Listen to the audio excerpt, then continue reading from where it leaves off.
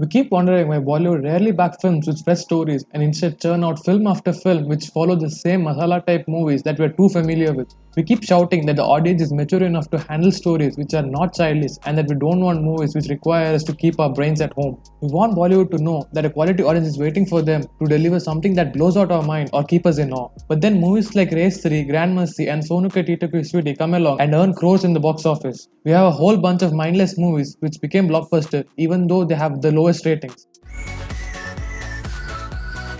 Welcome to In Fact. Today we are counting down 10 Bollywood blockbuster movies with the lowest rating. Number 10, Baghi 2. Starring Tiger Shroff and Disha Patni, an all-out action film with suspense and thriller elements. The story starts out when a distraught mother reaches out to her ex-boyfriend Ronnie for help. But once Ronnie starts investigating the case, he finds out that no one has a clue about Neha's daughter.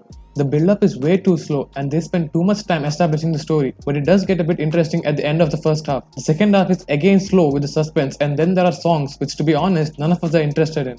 The ending, as we all know by now, the hero fights off everyone, basically a one-man army, and when it's Tiger Shroff, it's bound to be a little over the top, with all his muscles and overhead kicks we have seen a million times. With the box office collection of a little over 253 crore rupees, this movie has received an average rating of 5.1. Number 9, Prem Ratan Dhan Payo. Directed by Suraj Bajatia, produced by Rajashri Production, this movie genre is a staple of this production company, that is family movies. Prem Dilwala, played by Salman Khan, a simpleton who earns his living by working in Ram Leela, a stage performance which tells the story of Lord Ram. Prem is spellbound by the nature of Princess Maithili and wishes to meet her. Parallelly, Salman Khan, who also plays the role of a royal prince Vijay, who is born with riches and power. Prem, who replaces Vijay as he is in a coma, starts on a quest to meet Maithili and he gets caught up in a cobweb of family drama. He has to make himself acceptable in the royal society and meanwhile also save his relationship with Maithili. Just tell me how many movies in Bollywood have the same concept of two similar looking people? Way too many to count. If you're a Salman Khan fan, this is the movie for you, since you get to see not one but two of him. But if you want a movie that interests you, that makes you think, please find a better movie for yourself. Prem Ratan Dhan Payo made a box office collection of a whopping 432 crores with a rating of 4.7. Number 8, Grand Masti. Grand Masti is a sequel to the 2004 hit movie Masti, a movie strictly made for adults. Even though the title is borrowed, but the plotline is distinctive. The movie is about three friends who are married and don't like their wives. The trio receives an invite to relive their college life once again on the reunion ground. Fed up from the routine, the boys join up the fest with a feel to roam free. The boys end up having some extra fun getting themselves involved with other girls. After all the crazy stuff, the husband finally realizes their mistake and apologizes to their wives. There's a proper plot, characters are reasonably detailed and have their ups and downs, a comic book villain, and the relentless innuendos. This movie is a lot of fun with some spicy dance numbers and a whole lot of hot women around. Definitely a good watch for those above 18.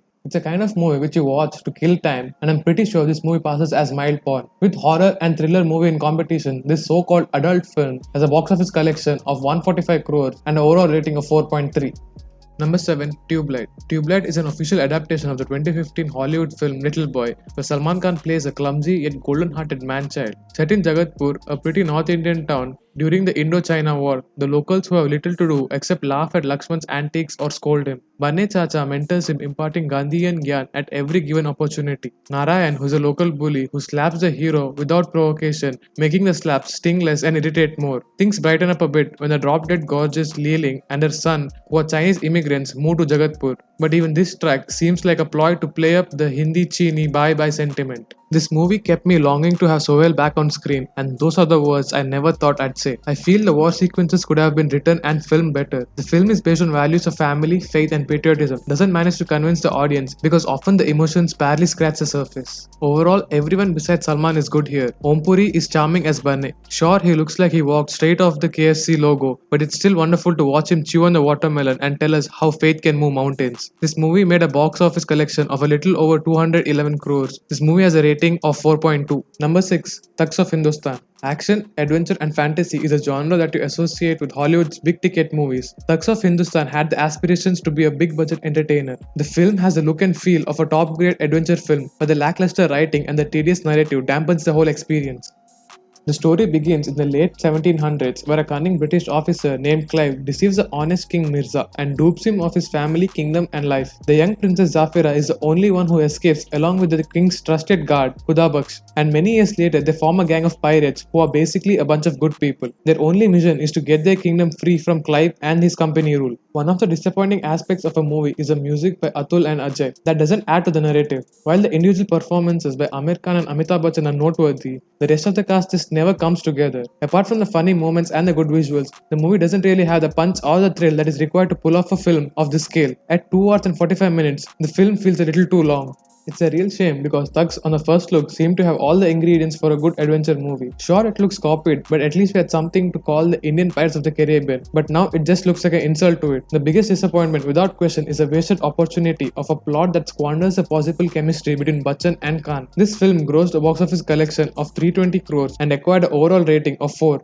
Number 5. Judwaa 2. We all know that Judwaa 2 is an official remake of the Salman Khan starred Judwaa. Much like his predecessor, Judwaa 2 also follows the age-old formula path of the twin child, wherein they both get separated at birth till the time nature and situation bring them together and face to face with each other. Besides their appearance, the duo also share their reflexes that only acts up when there's a woman nearby, which means they'll spank the woman and force their tongue down the girl's throat.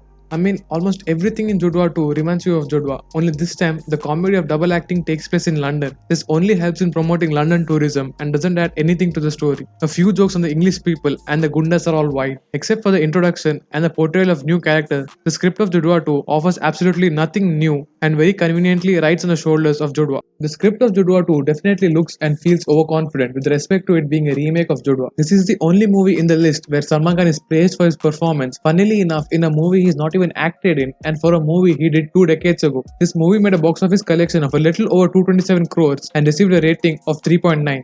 Number 4. Veere the Wedding. Veere the Wedding is a 2018 Bollywood women-centric comedy movie which has been directed by Shashanka Ghosh. It's a film about 4 friends who are in different situations. 4 friends meet after many years and try to help each other. Most problems are related to matrimony. The plot is paper thin. The pitch of the first girl gang movie is good enough. The 4 childhood friends meet once again for Kalindi's marriage with Rishabh, but of course, there can be no shadi, and come on, it's Bollywood. Without a lot of drama, the movies aren't complete. This wedding celebration brings out skeletons from the closet, unspoken truth, and some harsh realities as well. In the hands of the director Shashanka Ghosh, Veere the Wedding channels everything from Bridesmaid to Sex and the City, but the script never really takes off, and it's not hard to see why. The film's notions of feminism feel misguided. Its idea of women cutting loose is basically women acting like badly behaved men. The conflicts are predictable, and the views on life are not great either. On the upside, some of the dialogues are genuinely funny, and the film's most inspired moments are the bits in which the 4 girls are hanging out shooting the breeze. This movie made a total box office collection of 137 crores with the overall rating of 2.8.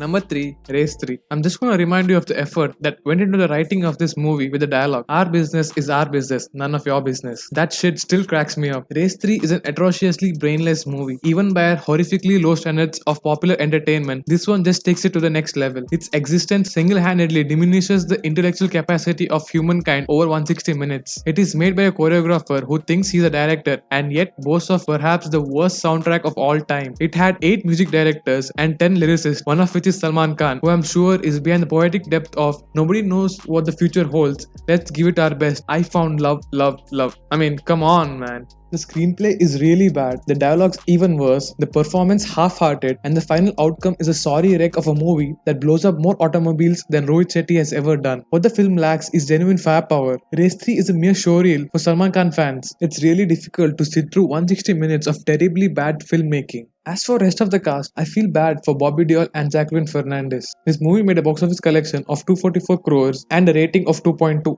Number 2. Gunde. Directed by Ali Abbas Zafar, I feel he did a good job with his second feature. The story begins with orphan Bala saving Bikram from a pedophile in war-torn Bangladesh. Escaping officials, the 2 boys reach Calcutta hiding on a train. Facing homelessness, the duo decides to conquer life, selling stolen coal till they become Calcutta's most famous Gunde, controlling all its illegal trading from timber to fish. Bikram and Bala are tough, cheerful and inseparable until they both fall for cabaret dancer Nandita. The story is both unrealistic and clumsy, but sheer attitude, as we are reminded repeatedly in the movie, pulls it together. The action sequences are great and the songs are moderately good. Ranveer Singh's career had a fantastic start as he showed the charisma necessary to pull off full-on masala hero roles. Priyanka looks authentic and justifies her character as a Bengali girl. As a whole, this movie was somewhat saved by the energy of the male leads. This movie had a box office collection of 119 crores and an overall rating of 2.1.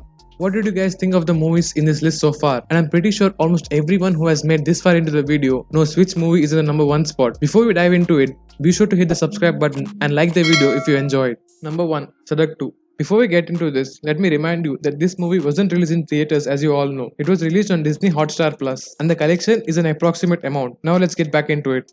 Back in the 90s, when Sadak, starring Sanjay Dutt and Pooja Bhatt, hit the theaters, it was a rage among the audience for two reasons: the incredible love tracks and the engaging plotline. Nearly 30 years on, Mahesh Bhatt conjures up a script to take that story on the road again. After her mother Shakuntala Desai's death under mysterious circumstances, the Desai Group of Industries' successor Arya vows to avenge the murder and bring the culprits to justice. And in order to honor her mother's last wish, Arya embarks on a journey to Kailash, and the story of Sadak too unfolds. The dialogues are dated and over the top. Alia Bhatt, who is known for her fine performances on screen, falls flat this time. Apart from a few emotional sequences, this act, by her own high standards, is strictly average. Aditya Roy Kapoor doesn't have much role to play besides looking hot, and after a point, he just takes a back seat. Sanjay Dutt pulls off his emotional sequences quite well. Even at this age, he sure knows how to bring off an action sequence. In a nutshell, Sadak 2 for everyone involved with this project should have been a road not taken, and for those who are planning on watching this for purely sentimental reasons, be forewarned, this Sadak leads nowhere, and the drama surrounding Bollywood lately didn't help at all.